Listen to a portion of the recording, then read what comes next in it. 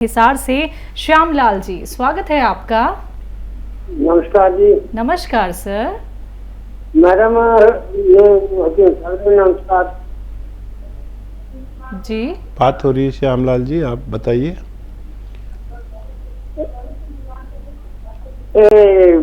Thyroid जरा कमजोर करता है, उसका क्या इलाज है? बात आपकी समझ में नहीं आ पाई, दोबारा बोलिए। हेलो मैडम साहब, बोलिए। थायराइड जरा कमजोर करता है, उसका क्या इलाज है? थायराइड? हाँ जी। और शरीर में सुखा देता है, उसका क्या इलाज है वो बताइए।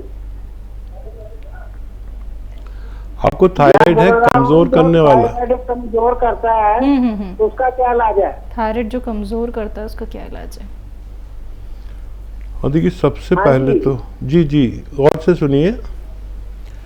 थायराइड दो प्रकार के होते हैं, एक मोटा करने वाला और एक कमजोर करने वाला। अगर किसी को कमजोर करने वाला थायराइड है तो एक तो याद रखें कि ये मोटा करने वाले से भी खतरनाक है। तो एक तो हर वक्त अपने पास कुछ खाने का रखा करें, चाहे बिस्कुट हो या कुछ भी हो, कि जब आपको भूख बहुत लगती है। और ये रोग ऐसा है कि अगर आप पूरा किचन का सामान भी खा जाएं फिर भी ये आपको दुबला करता ही रहता है। तो एक तरीका है कि खूब खाएं पिएं और वो चीज़ें खाएं जो ऑयली होती है,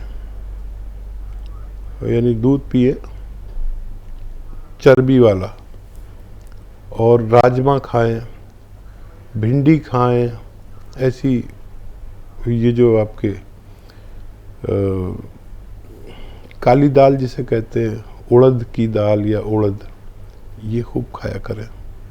लुआब वाली चीज़ें जिसमें राला होता है, और वो धनिया, आंवला और मेथी, तीन चीज़ें खरीद लें। धनिया 300 ग्राम, मेथी 100 ग्राम,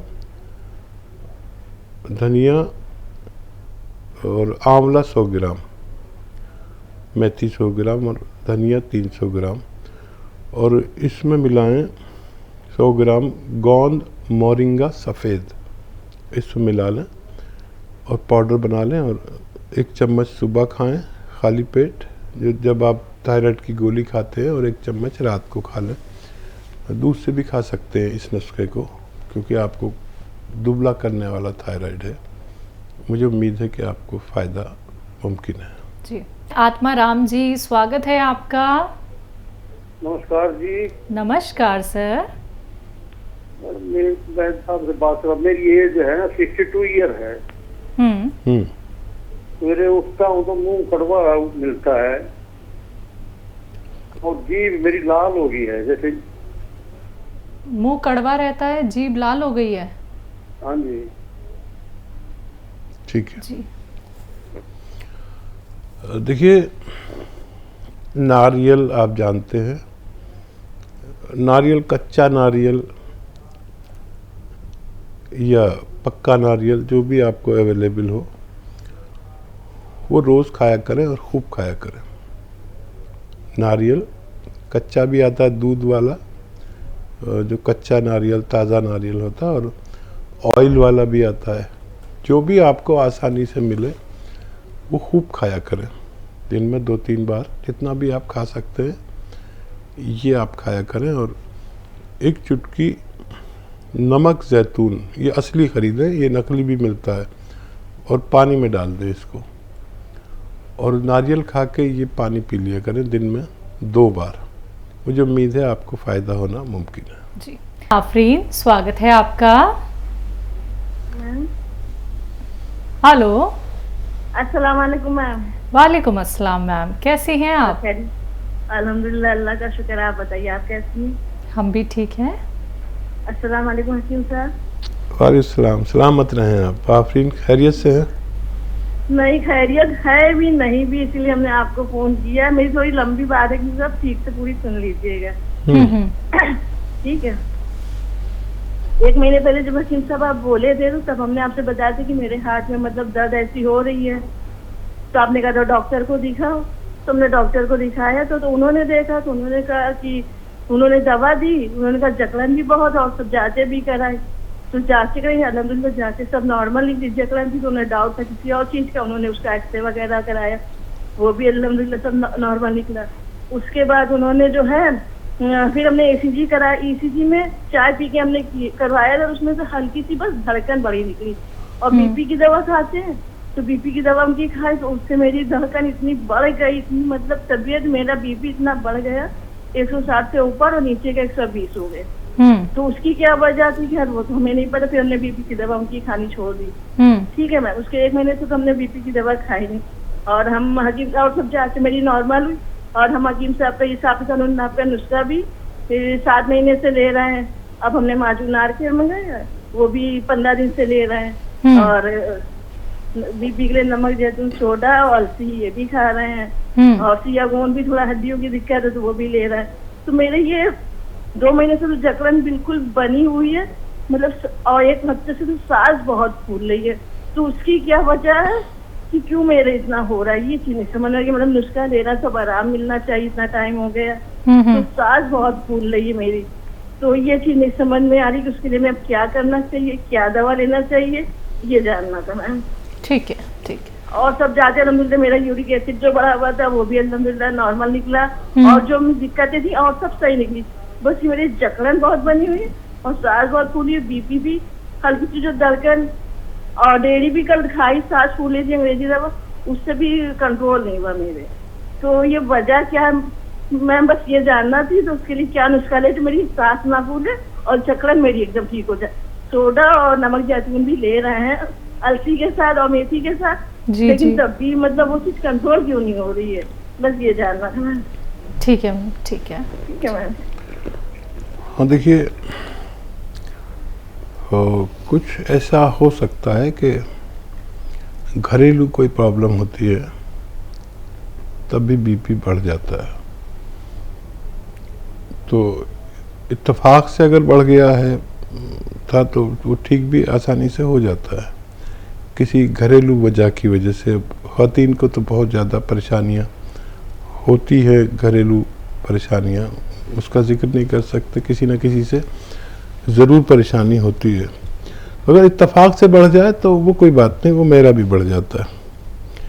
एक दिन मेरे घर में भी कोई ऐसी बात हो गई जिसको मैं किसी से शेयर न कर सकता हूँ न करूँगा।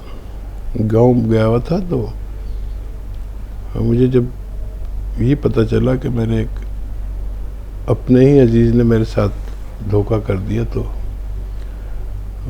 बहुत परेशानी होने लगी मुझे। और वो किसी शेयर भी नहीं कर सकते क्योंकि कुछ रिश्ते ऐसे होते हैं कि उनके किसी जुल्म पर पर्दादारी ठीक है, ये तो वो रिश्ता बदनाम हो जाता है। बहरहाल तो जब मुझे परेशानी महसूस हुई तो मैंने देखा तो मेरा BP 200 पहुंच गया। और मैं समझ गया कि अगर मैं इसको किसी से शेयर कर दूं तो शायद कम हो जाए, लेकिन मैंने शेयर नहीं किया, पर कंट्रोल कर लिया। तो 2-4 दिन अगर हो गई है इत्तेफाक से तो ये फितरी बात है, आदमी को गुस्सा आता है और बर्दाश्त करने वाले को अल्लाह मदद करता है।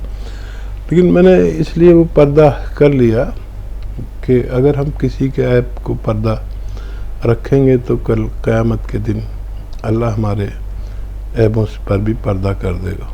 लेकिन बहुत मुश्किल है किसी के ऐप को छुपाना, पर्दा करना। बहरहाल ये तो मैं एक मिसाल दे रहा हूँ अपनी कि ये सब मेरे साथ भी होता है। अब ये नमक जैतून आप ले रहे हैं तो कोलेस्ट्रॉल भी ठीक है, सारी जांचें ठीक है। तो वो जो नुस्खा मैं बताता हूँ, अदरक, लहसुन, नींबू और ये असली जैतून का सिरका, इन सब का हम वज़न यानी बराबर बराबर वज़न का जूस निकालें और मिक्स करके कम से कम एक टाइम ज़रूर पीना लगे, 3-4 चम्मच रात को सोते में पिएं, तो इंशाल्लाह फिर ये भी परेशानी जाती रहेगी। जी। सलमा कर्नाटक से, स्वागत है आपका। अस्सलाम वालेकुम मैडम। जी वालेकुम वालेकुम अस्सलाम। अस्सलाम। हाँ, मेरे 3 सवाल हैं मैडम। पूछिए। सलमा आपकी आवाज़ बहुत कम आ रही है। माजून आर केयर और ए केयर दोनों सेम है क्या? माजून आर केयर और एक ईयर। ए केयर, ठीक है। और कुछ सवाल? ठीक है जी। और सलमा दरअसल ये दोनों एक ही हैं, क्योंकि माजून आर केयर मीठी होती है या माजून के रूप में यानी पेस्ट के रूप में सब लोग उसको पसंद भी नहीं करते। ये 2 वजूहात से ये माजून आर केयर हालांकि बहुत अच्छी दवा होती है, तो ए केयर भी बनाया गया ताकि कुछ लोग पेस्ट के तौर पर कोई दवाई खाना पसंद नहीं करते, तो कैप्सूल फॉर्म में ए केयर को इस्तेमाल कर सकते हैं। लेकिन इन दोनों के फ़वायद यानी फ़ायदे एक से ही है। जी। अफसाना, स्वागत है आपका। हेलो। अस्सलामुअलैकुम। वालेकुम अस्सलाम मैम। मैंने ही जैतून का शीशा मंगाया था, जो मेरे मुँह पे पालिश मारा है ना, हाँ हाँ। तो कंपनी से मंगाया था नहीं से, मगर अभी तक वो 2 महीने 1.5 महीना हो गया, खत्म भी हो चला वो, मगर उससे कुछ मुझे फायदा नहीं लग रहा, मगर मेरे को ऐसा लग रहा है कुछ और ज्यादा हो चुका। तो दर से ये कहना चाह रही हूँ कि थोड़ा कुछ ऐसी दवा बता दीजिए मुझे कि उससे फायदा हो जाए। 2 महीना हो चुके हैं, हकीम साहब से बात करके ना मैंने जैतून का सीता बोला था उन्होंने, वो ले रही हूँ मैं, मगर उससे कुछ मुझे फायदा ही नहीं लग रहा। ठीक। तो आप कंट्रोल मत हटिए, मेरी हकीम साहब से बात करा दीजिए। और ये बस यही कहना चाह रही हूँ कि मुझे जल्दी से मुझसे फायदा, जैसे कुल्ली करते अपन तो साइड से निकल जाता है वो अपन, और एक आँख से आंसू जाता है। ठीक है, ठीक। ज्यादा मेरी बहुत परेशानी, और मेरे को कोई शुगर भी नहीं है और ब्लड प्रेशर भी नहीं है, ये 2 चीज तो है ही नहीं मेरे को। ठीक है मैम जी। तो देखिए, फालिज ज़दा लोग जिनको फालिज हुआ है पैरालाइसिस, वो इतनी जल्दी फ़ायदे की उम्मीद ना रखें। और ये जैतून का सिरका बेशक फ़ायदा करता है, कोलेस्ट्रॉल भी नहीं रहा आपको और शुगर भी नहीं है। और ये दरअसल जो रोग है ये बहुत टिपिकल है, दिमाग की किसी रग में चर्बी का खून में शामिल होकर जम जाना। तो इसको खोलने के लिए हमें 1 साल भी लग सकता है, और इसी जैतून के सिरके को आप और तेज़ और ज़्यादा असरदार भी कर सकते हैं। एक बोतल जैतून का सिरका असली और अदरक का जूस असली 1 लीटर और नींबू का रस 1 लीटर और लहसुन का रस 1 लीटर, इन सबको मिला दें, फिर इसे इस्तेमाल करें।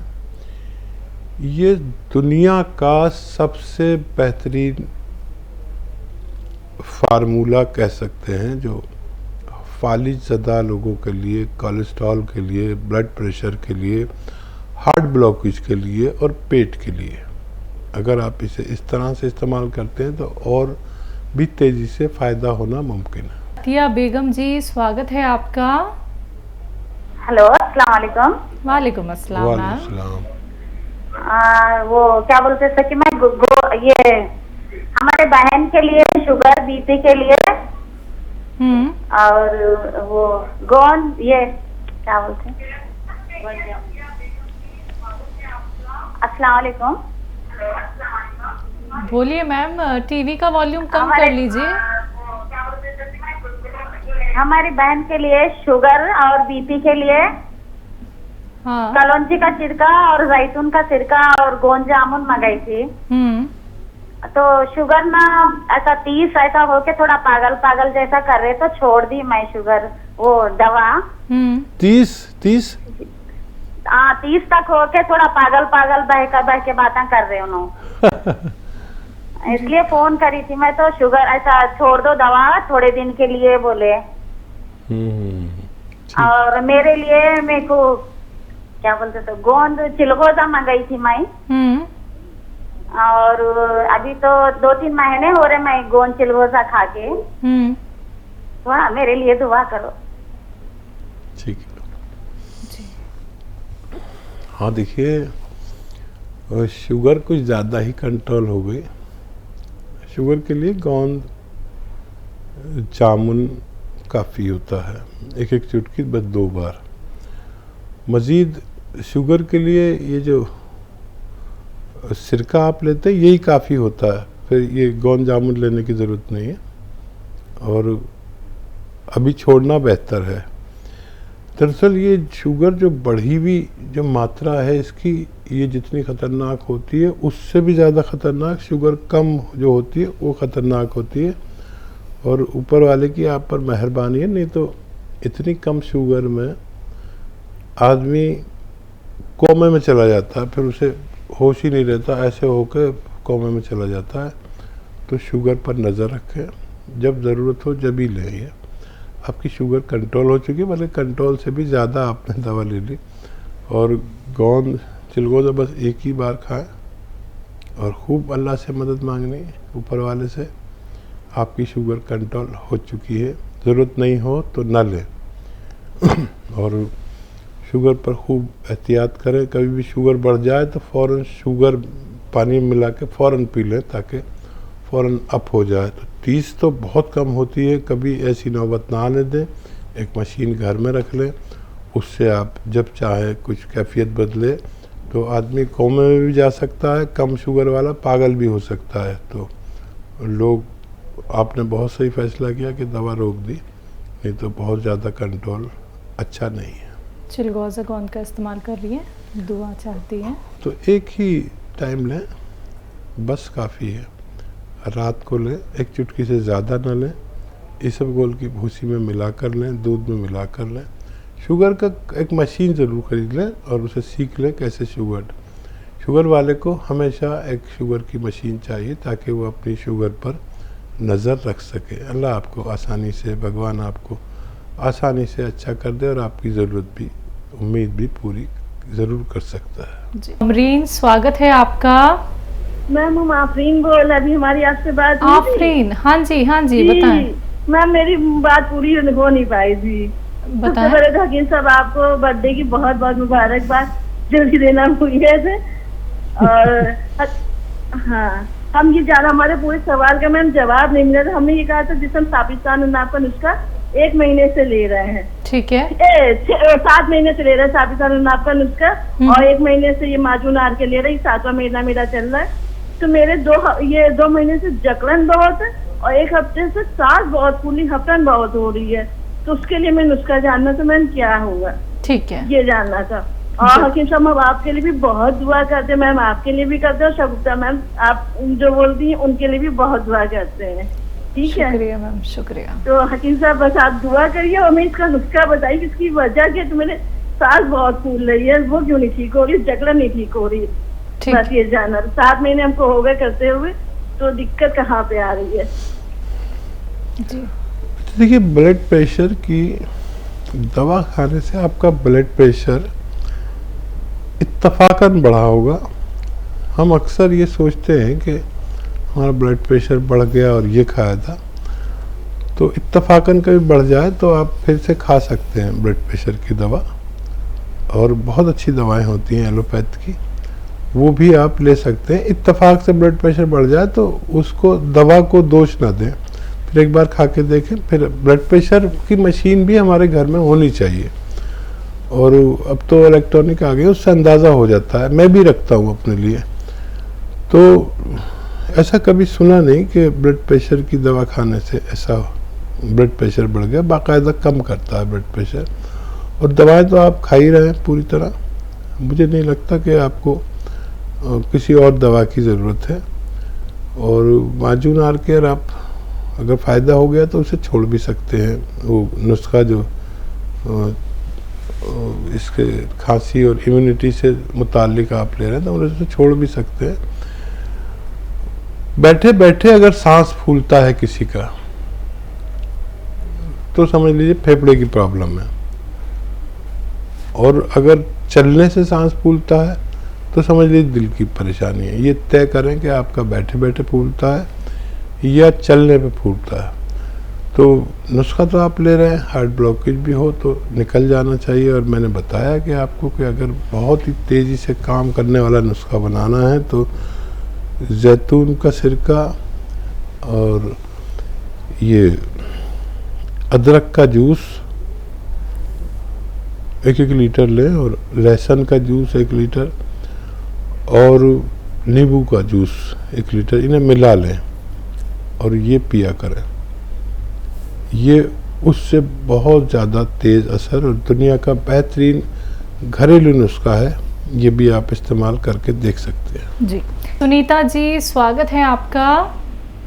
नमस्कार मैडम। नमस्कार मैम, मैडम मेरे 5 सवाल है मैडम। पूछिए।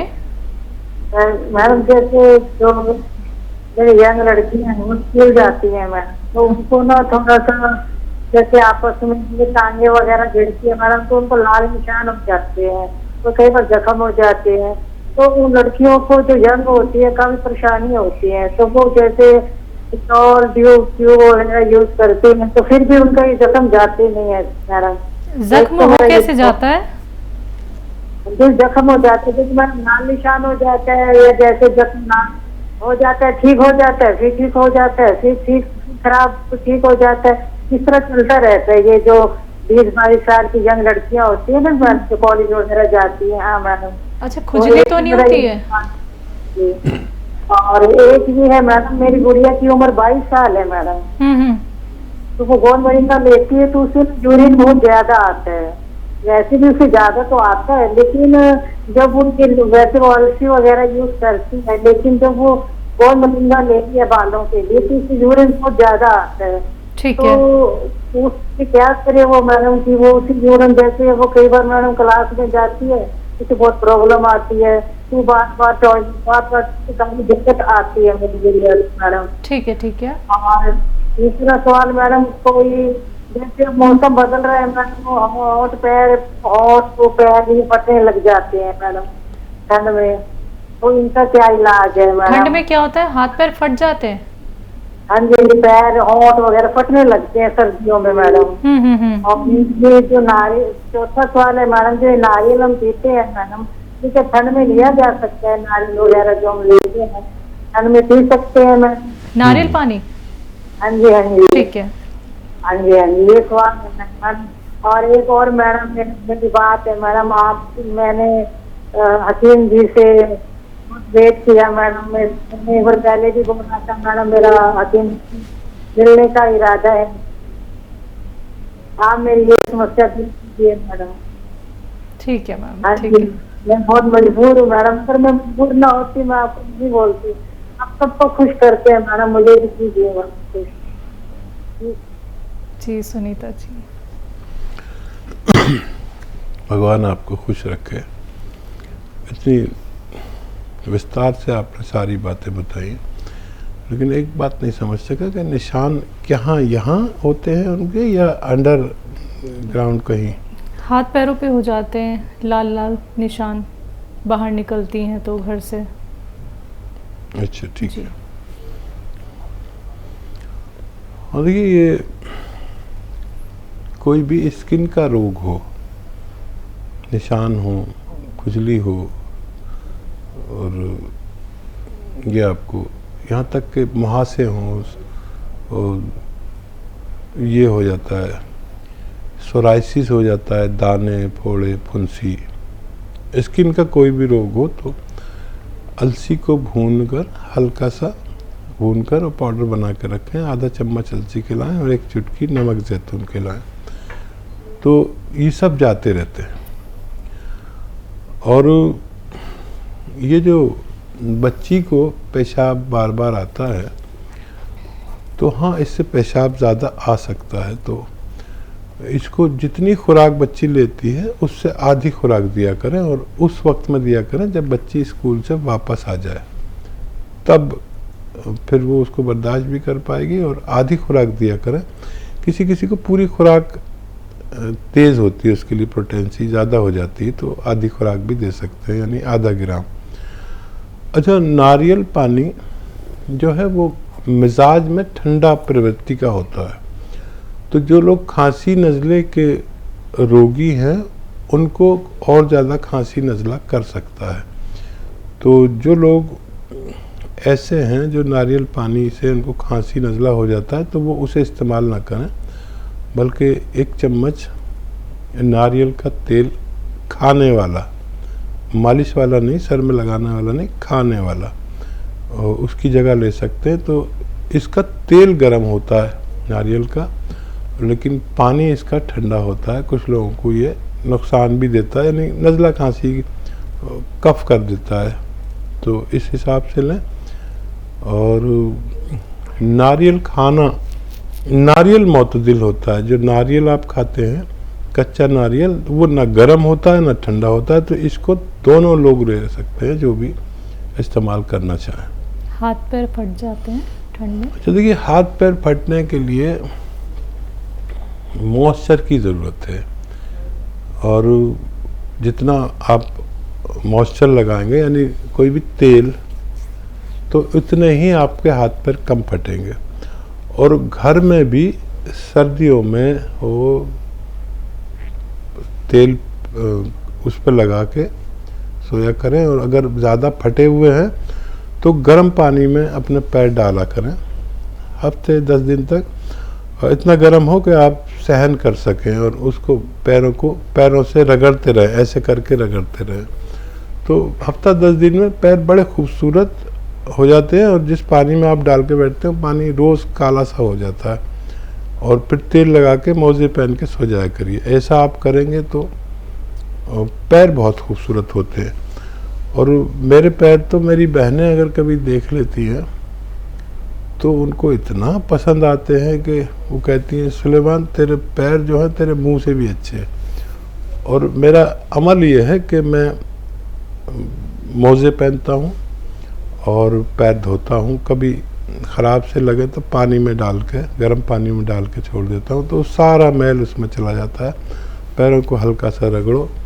तो अक्सर अगर हम ये करते रहें तो हमारे पैर मुंह से भी खूबसूरत और अच्छे लगने लगते हैं। जी, बिहार से स्वागत है आपका। जी नमस्कार शैलजा जी। जी नमस्कार सर। हकीम साहब को वालेकुम सलाम। आदाब, जय हिंद, स्वागत जनाब। सर हमारा 3 सवाल है। जी बताएं। एक सवाल है कि ये जिसको यूरिक एसिड बढ़ गया है, हो गया है, उसके लिए क्या दवाई दें? और क्या, एक हो गया। दूसरा सवाल है कि यूरिक एसिड वाले को क्या क्या नहीं खाना चाहिए? और तीसरा सवाल है कि यूरिक एसिड जिसको है उसको जैतून का सिरका चूंकि खट्टा होता है, दें कि नहीं दें? 3 सवाल हुआ।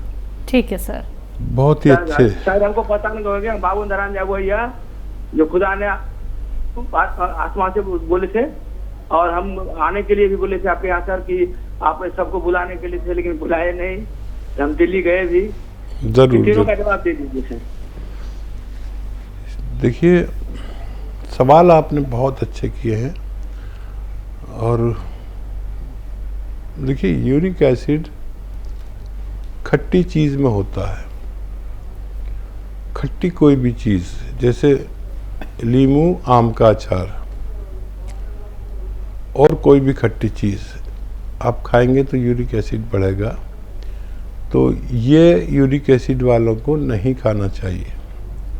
खट्टी चीज़, संतरा भी होता है और बहुत सी खट्टी चीज़ होती है। और आपने पूछा है क्योंकि ये सिरका भी खट्टा होता है, इसमें भी यूरिक एसिड होता है, तो ये भी न लें। एक तो ये। अच्छा, जिसको यूरिक एसिड है उसको कैसे ठीक करना चाहिए, ये भी आपका सवाल है। समय बहुत कम है, तो अलसी को हल्का सा भून के पाउडर बना लें, आधा चम्मच अलसी और 1 चुटकी नमक जैतून। जैतून के नमक में यूरिक एसिड नहीं होता, बल्कि यूरिक एसिड निकालने की ताकत होती है। ये पानी मिला के रोज़ लिया करें, दिन में 1 बार या 2 बार, तो यूरिक एसिड के रोग को अच्छा करने की ताकत इसमें है। जी, जैतून का सिरका दे सकते हैं? खट्टा होता है क्योंकि? हाँ, जैतून का सिरका नहीं देना चाहिए। कोई भी खट्टी चीज़ यूरिक एसिड वाले को नहीं देनी चाहिए। जी।